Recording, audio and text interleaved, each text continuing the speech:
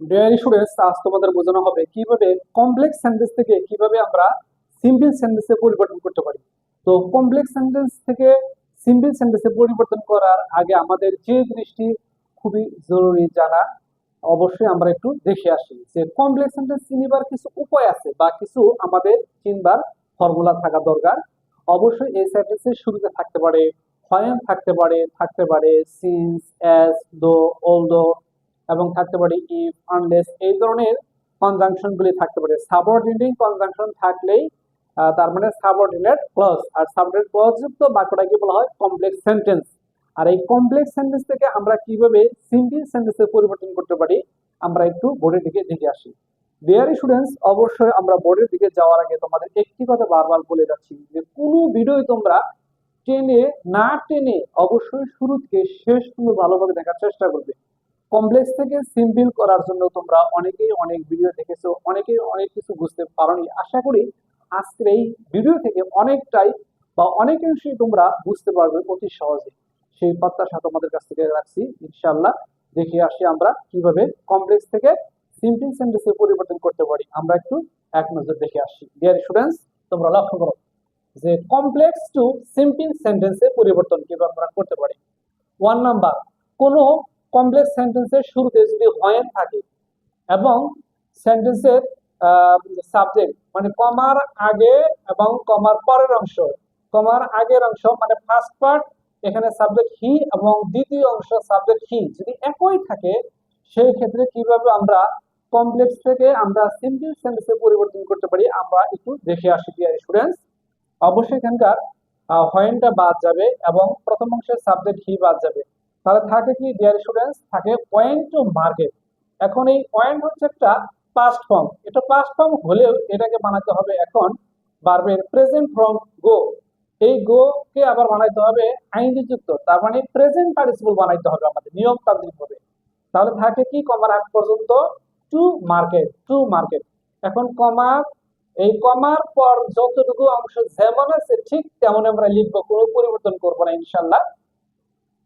এবার চলে আসি ডিয়ার স্টুডেন্টস, 2 নাম্বার, কোন সেন্টেন্সে কোনো কমপ্লেক্স সেন্টেন্সে যদি শুরুতে সিন্স থাকে বা এস থাকে, সেটা দ্বারা যদি কারণ বোঝায় এবং কি কমার আগের অংশ এবং কমার পরের অংশ সাবজেক্ট যদি একই হয় বা কর্তা যদি একই হয়, ভিন্ন যদি না হয়, সেই ক্ষেত্রে কিভাবে আমরা কমপ্লেক্স থেকে আমরা সিম্পল সেন্টেন্সে পরিবর্তন করতে পারি আমরা একটু দেখে আসি। ডিয়ার স্টুডেন্টস, এই সিন্স বা এস যদি বাক্যের শুরুতে থাকে তাহলে আমাদের বাদ দিতে হয়, তুলে দিতে হয়। আমরা এখন কি করবো, বিকজ অফ বসাবো। প্রথম অংশের দেখা যাচ্ছে সাবজেক্ট শি, এই শি হচ্ছে একটা নমিনেটিভ ফর্ম অর্থাৎ সাবজেক্টিভ ফর্ম, এটাকে বানাইতে হবে আমাদের কি ফর্ম বানাইতে হবে, পজিটিভ ফর্ম বানাইতে হবে। যেহেতু এখানে শি আছে, শি থাকলে হার, হি থাকলে হিজ, আই থাকলে মাই, উই থাকলে আওয়ার, ইউ থাকলে ইয়োর, দে থাকলে দেয়ার। ডিয়ার স্টুডেন্টস, আমরা পজিটিভ এবং নমিনেটিভ ফর্ম এগুলো নিয়ে আমরা অন্য একটা হয়তো অন্য সময় আমরা ভিডিও দেবো, সেই আলোচনা আমরা আরো ব্যাপক হারে দেখানোর চেষ্টা করবো। তো অবশ্যই পজিটিভ ফর্ম কি, নমিনেটিভ ফর্ম কি, অবজেক্টিভ ফর্ম কি, এগুলো আমাদের জানা দরকার। যেহেতু আমরা কমপ্লেক্স থেকে আমরা সিম্পল করতেছি, এগুলো আমাদের জানাটা অত্যন্ত জরুরি। আমরা অন্য কোনো ভিডিওতে দেখানোর চেষ্টা করবে, সে পর্যন্ত তোমরা ভালো থাকো। তো ওই ভিডিও তোমরা অবশ্যই দেখবে।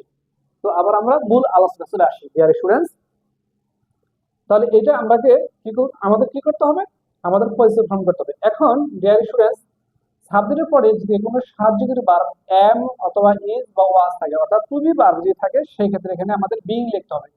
যদি এখানে থাকতো হ্যাভ হ্যাজ, তাহলে আমরা এখানে লিখতাম হলো হ্যাভিং। যদি এখানে মূল ভার্বের হিসাব কিতাব থাকতো তাহলে আমরা লিখতাম মূল ভার্বের সাথে আইনজি যুক্ত।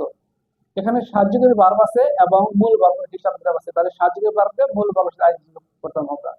ডিয়ার স্টুডেন্টস, কমার আগে এবং কমার পরে যতটুকু অংশ যেমন আছে আমরা তেমনই আমরা লিখবো আগের মতোই। এবার চলে আসি ডিয়ার স্টুডেন্টস, 3 নাম্বার, সিন্স যুক্ত, আবার সিন্স বা এজ যুক্ত।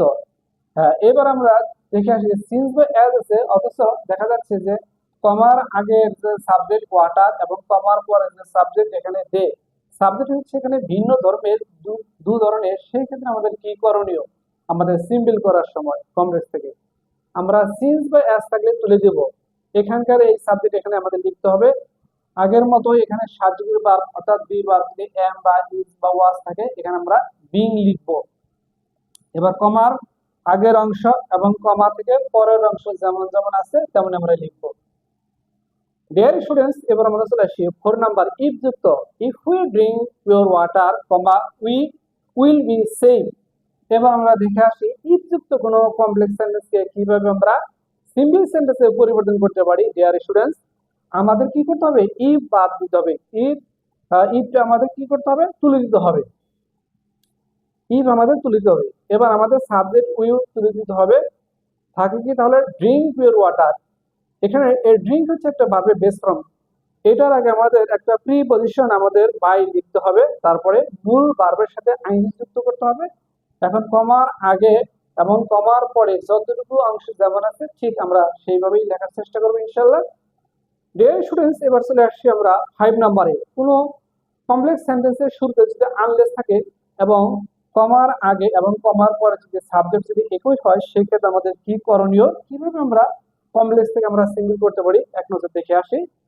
তো আনলেস আমাদের তুলে দিতে হবে। প্রথম অংশের সাবজেক্ট এখানে দিয়ে আমাদের তুলে দিতে হবে।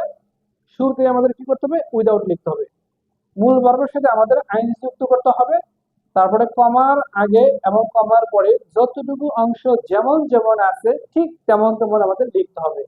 ডিয়ার স্টুডেন্টস, আশা করি তোমরা অনেকটাই কমপ্লেক্স থেকে সিম্পল কিভাবে করতে হয় অনেকটাই তোমরা বুঝতে পেরেছো আশা করি। তো এইরকম আরো কয়েকটি আমরা ভিডিও দেখানোর চেষ্টা করব এই কমপ্লেক্স থেকে সিম্পল সেন্টেন্সের উপরে। আরো আমরা 10 থেকে 12টি রুলস নিয়ে কথা বলবো। পরবর্তী ভিডিও দেখার জন্য তোমাদেরকে আহ্বান করা হলো।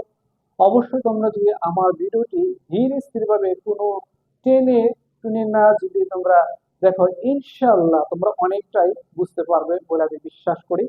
হ্যাঁ, শুধু আমার ভিডিও নয়, শুধু আমাদের ভিডিও নয়, যে কোনো টিচার বা যে কোনো ইউটিউবারে তোমরা যাই কিছু দেখবে অবশ্যই তোমরা শুরু থেকে শেষ পর্যন্ত তোমরা দেখার চেষ্টা করবে।